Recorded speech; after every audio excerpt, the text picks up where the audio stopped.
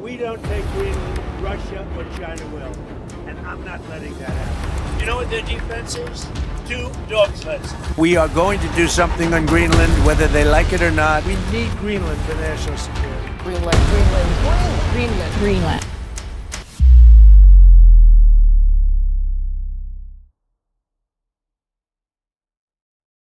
Episode start करने से पहले एक छोटी सी रिक्वेस्ट है। अगर आपने चैनल अभी तक सब्सक्राइब नहीं किया तो ज़रूर कर लें और बेल आइकन को प्रेस करना ना भूलें ताकि हर न्यू वीडियो का नोटिफिकेशन आप तक पहुंचे। आज से 6 साल पहले 2019 में एक अजीब सी बात हुई।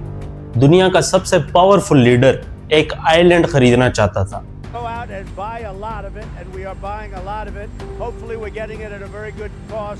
पहले सब ने सोचा कि यह मजाक है, लेकिन जब डेनमार्क ने मना किया तो वो इतना गुस्सा हो गया कि उसने अपना डिप्लोमेटिक ट्रिप कैंसिल कर दिया।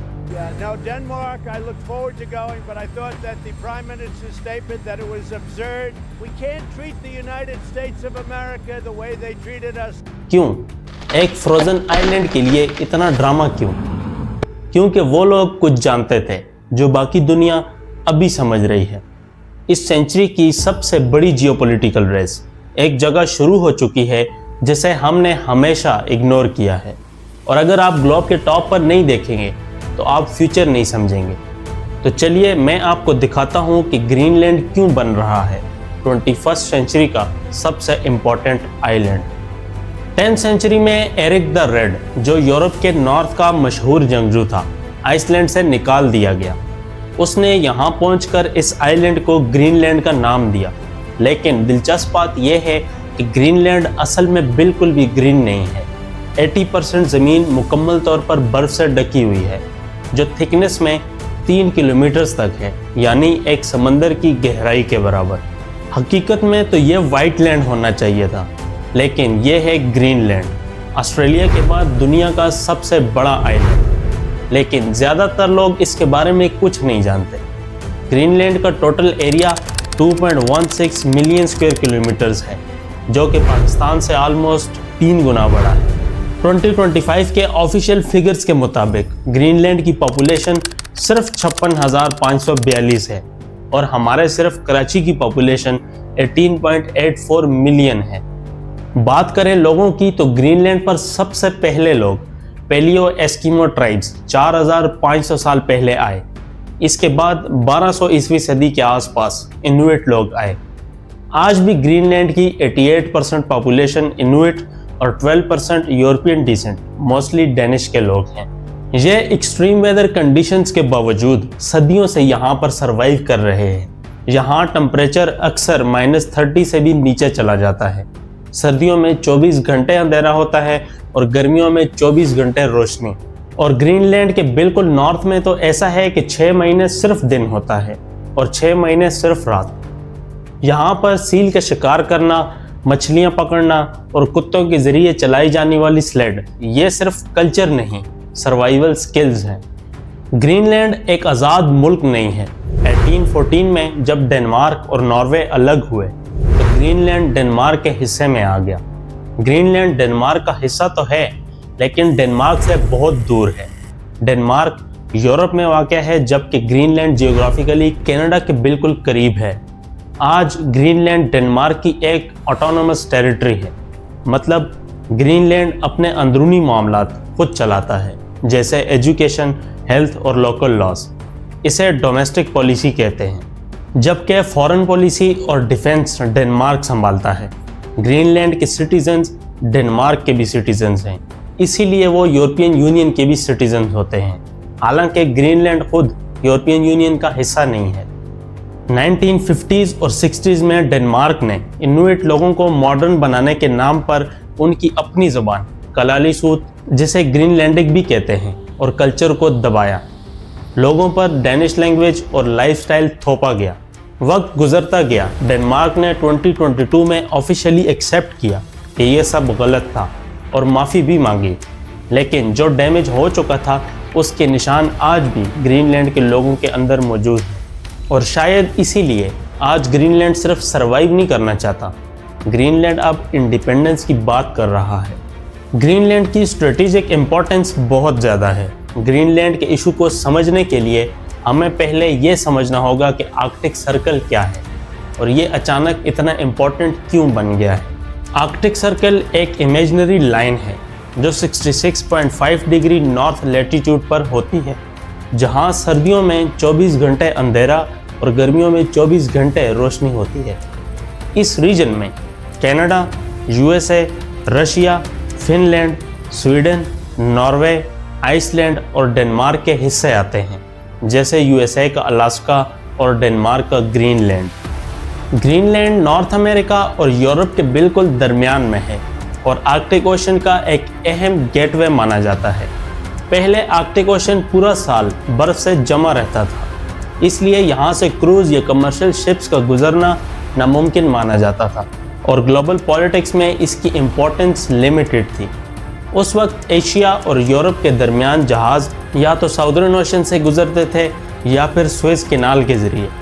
सुएज कैनाल मिस्र में बनी हुई एक आर्टिफिशियल नहर है जो एशिया और यूरोप को जोड़ती है और जहाज़ों को अफ्रीका का चक्कर लगाने से बचाती है। फिर भी ये रूट तकरीबन 23,000 किलोमीटर का लंबा और महंगा सफ़र होता था। लेकिन अब क्लाइमेट चेंज की वजह से आर्कटिक बहुत तेज़ी से पिघल रहा है। सैटेलाइट से ये भी देखा गया है कि 1980s में गर्मियों के दौरान आर्कटिक की बर्फ़ 7.5 मिलियन स्क्वायर किलोमीटर होती थी, जो 2023 तक कम होकर सिर्फ 4.3 मिलियन स्क्वायर किलोमीटर रह गई है, जो एक रिकॉर्ड डिक्लाइन है। इस रैपिड मेल्टिंग की वजह से जो रूट्स पहले इनएक्सेसिबल थे अब ओपन हो रहे हैं। नॉर्दर्न सी रूट जो रशिया के साहिल के साथ एशिया से यूरोप को जोड़ता है, और नॉर्थ वेस्ट पैसेज जो कनाडा के आर्कटिक आइलैंड्स के दरमियान से होते हुए अटलांटिक और पैसिफिक ओशंस को जोड़ देता है। इन नए रूट से सफ़र ऑलमोस्ट हाफ हो गया है, जो कि 15,700 किलोमीटर बनता है। ग्रीनलैंड अब पहले जैसा फ्रोज़न और यूजलेस रीजन नहीं रहा, क्योंकि जैसे जैसे बर्फ़ मेल्ट हो रही है, यहाँ शिपिंग रूट्स और नेचुरल रिसोर्सेज का एक्सेस ईजी होता जा रहा है। ग्रीनलैंड के नीचे और आसपास साइंटिस्ट ने मैसिव डिपॉजिट्स आइडेंटिफाई किए हैं। ऑयल एंड गैस के पोटेंशियल रिजर्व्स का अंदाज़ा लगभग 31 बिलियन बैरल्स तक है, लेकिन एक्सट्रैक्शन पर अभी स्ट्रिक्ट एनवायरमेंटल बैन्स हैं। ऑयल एंड गैस के अलावा यहाँ आयरन और जिंक, कॉपर, निकल, graphite, lithium, titanium, vanadium, tungsten, platinum group metals और इवन जेमस्टोन्स पाए जाते हैं, जो कि modern industry like mobile phones, electric cars, solar panels etcetera, batteries और स्टील मेकिंग के लिए बहुत ज़रूरी हैं। सबसे स्ट्रेटेजिक रिसोर्स है रेयर अर्थ एलिमेंट्स, वो एलिमेंट्स जो हर मॉडर्न टेक्नोलॉजी में चाहिए होते हैं। Smartphones, electric vehicles, wind turbines, military equipments और मिसाइल गाइडेंस सिस्टम सब इन्हीं से बनते हैं। ग्रीनलैंड में सिग्निफिकेंट यूरेनियम डिपॉजिट्स भी हैं, जिनकी सबसे बड़ी साइट क्वाने फील्ड है। यहाँ एस्टिमेटेड 2,70,000 टन यूरेनियम ऑक्साइड्स मौजूद हैं, लेकिन इस यूरेनियम की क्वांटिटी ज़्यादा कंसंट्रेटेड नहीं है। मतलब एक बहुत बड़ी चट्टान में सिर्फ थोड़ा सा यूरेनियम होता है। यूरेनियम ज़्यादातर रेयर अर्थ एलिमेंट्स के साथ ही पाया जाता है, जो एक्सट्रैक्शन को टेक्निकली चैलेंजिंग बनाता है। इसलिए अभी तक ये रिसोर्स कमर्शियल स्केल पर यूज़ नहीं हो रहा। यहाँ पे एक और अहम बात, ग्रीनलैंड गवर्नमेंट ने 2021 से यूरेनियम माइनिंग पे बैन लगा दिया है। इस वजह से अब एक्सप्लोर या माइन करना इलीगल है। ग्रीनलैंड में रेयर अर्थ एलिमेंट्स रिसोर्स का पोटेंशियल एस्टिमेट 36 से 38 million metric tonne rare earth oxides तक है, जिससे ये वर्ल्ड के सबसे बड़े undeveloped rare earth elements deposits में शुमार होता है। और अगर ये कमर्शियल स्केल पर एक्सट्रैक्ट हो जाए तो ग्लोबल सप्लाई चेन और जियोपॉलिटिक्स बिल्कुल बदल सकती है। लेकिन जब तक एक्सट्रैक्शन रियल नहीं होती और इंफ्रास्ट्रक्चर डेवलप नहीं होता, ये सब सिर्फ वेस्ट पोटेंशियल ही रह जाता है, एक ख़जाना जो दुनिया की फ्यूचर टेक्नोलॉजी और पावर रेस को रीशेप कर सकता है। इसी वजह से ग्रीनलैंड की वर्थ और जियोपॉलिटिकल प्रोफाइल दिन ब दिन बढ़ रही है। अगर आप आर्कटिक कंट्रोल करना चाहते हो, अगर आप नॉर्थ अटलांटिक डोमिनेट करना चाहते हो, तो Greenland is the key. Arctic अब सिर्फ फ्यूचर की बात नहीं रहा, ये ऑलरेडी जियोपॉलिटिकल रियलिटी बन चुका है। जहां मेजर पावर्स अपने मिलिट्री, इकोनॉमिक और स्ट्रेटेजिक प्रेजेंस बढ़ा रहे हैं। चाइना ने 2018 में ग्रीनलैंड को इंफ्रास्ट्रक्चर प्रपोजल दिए थे, इंक्लूडिंग एयरपोर्ट एक्सपेंशन, जिनकी मालियत $550 मिलियन थी। लेकिन डेनमार्क और यूएस ने सिक्योरिटी कंसर्न्स की वजह से इन डील्स को रोक दिया और ग्रीनलैंड ने वेस्टर्न फाइनेंसिंग और पार्टनरशिप को चूज़ किया। चाइना ग्रीनलैंड को अपने पोलर सिल्क रोड इनिशिएटिव का हिस्सा समझता है, एक ऐसा फ्यूचर ट्रेड रूट जो एशिया और यूरोप को आर्कटिक के जरिए जोड़ सकता है। ग्रीनलैंड में चाइना के बढ़ते हुए इंटरेस्ट को देखकर अमेरिका ने अपनी आर्कटिक प्रेजेंस और भी मजबूत कर ली है। यहाँ यूएस की सबसे अहम फैसिलिटी बिडोफीक स्पेस बेस है, जो पहले टूले एयर बेस के नाम से जानी जाती थी। ये बेस 1951 के यूएस डेनमार्क डिफेंस एग्रीमेंट के तहत इस्टेब्लिश किया गया था। आज ये base ballistic missile warning, space surveillance और अर्ली डिटेक्शन सिस्टम्स ऑपरेट करता है और अटलांटिक के दोनों तरफ सिक्योरिटी के लिए एक बहुत ही अहम किरदार अदा करता है। रशिया भी आर्कटिक में एक बहुत स्ट्रॉन्ग पोजीशन रखता है। उसके पास दुनिया का सबसे बड़ा आइस ब्रेकर फ्लीट है, 40 से ज़्यादा आइस ब्रेकर्स, जिनमें न्यूक्लियर पावर जहाज़ भी शामिल हैं। इसके अलावा रशिया आर्कटिक रीजन में 50 से ज़्यादा एक्टिव मिलिट्री बेसिस चला रहा है, जो समुद्री रास्तों और नॉर्दर्न इलाकों पर कंट्रोल रखने में मदद देते हैं। इन सारी डेवलपमेंट से हमें पता चलता है कि ग्रीनलैंड और आर्कटिक अब ग्लोबल पावर राइवलरी की फ्रंट लाइन बन चुका है, जहां अमेरिका, रशिया और चाइना अपने मिलिट्री, इकोनॉमिक और स्ट्रेटेजिक इंटरेस्ट को सिक्योर करने के लिए आपस में कम्पीट कर रहे हैं। सुपर पावर्स की रेस के बीच असली सवाल यह है कि ग्रीनलैंड के लोग क्या चाहते हैं। ग्रीनलैंड एक छोटी मगर कल्चरली स्ट्रॉन्ग सोसाइटी है, जहां लोग अपनी आइडेंटिटी और फ्यूचर को लेकर डीपली सोच रहे हैं। पब्लिक ओपिनियन में एक क्लियर मेजॉरिटी, जैसे जनवरी 2025 के सर्वे में 56% लोगों ने आज़ादी के हक में राय दी।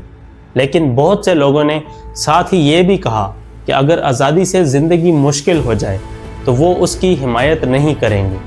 इससे पता चलता है कि सपोर्ट जज्बाती है, मगर प्रैक्टिकल कंसर्न्स भी स्ट्रॉन्ग हैं। ग्रीनलैंड की इकोनॉमी अभी डेनमार्क पर काफ़ी डिपेंड करती है। डेनमार्क हर साल 574 मिलियन US डॉलर्स की मदद देता है, जिससे हेल्थ केयर, एजुकेशन और पब्लिक सर्विसेज चलती हैं। इसी वजह से बहुत से लोग इकोनॉमिक स्टेबिलिटी और अच्छी फैसिलिटीज़ को बहुत अहमियत देते हैं, जबकि दूसरे ग्रीनलैंडर्स सोचते हैं कि रिसोर्सेज डेवलप करके और डाइवर्सिफाइड इकोनॉमी बना के फ्यूचर में डेनमार्क पे डिपेंडेंस कम की जा सकती है। क्लाइमेट चेंज की वजह से बर्फ़ पिघलने से टूरिज्म और माइनिंग जैसे नए मौके तो पैदा हो रहे हैं, लेकिन साथ ही एनवायरनमेंट और कल्चर को नुकसान पहुंचाने के लिए खदशात भी हैं। इसीलिए ग्रीनलैंड में आज़ादी पर बहस सिर्फ जज्बात की नहीं, बल्कि सर्वाइवल और एनवायरनमेंट के दरमियान बैलेंस की बहस है, और ये बैलेंस डिसाइड करेगा ग्रीनलैंड के लोग अपने मुस्तकबिल के लिए क्या फ़ैसला करते हैं। ग्रीनलैंड की कहानी सिर्फ एक आइलैंड की कहानी नहीं है, ये हमारे प्लेनेट के फ्यूचर की कहानी है।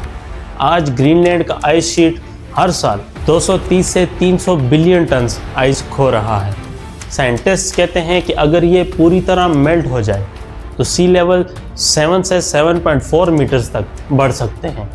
इमेजिन करें कराची, मुंबई, न्यूयॉर्क, शंघाई सब पानी में, लेकिन इस मेल्टिंग आइस के नीचे ट्रिलियंस ऑफ डॉलर्स के रिसोर्सेज हैं। रेयर अर्थ एलिमेंट्स जो आपके फ़ोन में यूज़ होते हैं, यूरेनियम जो न्यूक्लियर पावर प्लांट्स चला सकता है, ऑयल, गैस, मिनरल्स, सब कुछ। तो अब दुनिया को एक चॉइस करनी है, ग्रीनलैंड को एक रिसोर्स रेस बना दें या क्लाइमेट सोल्यूशन।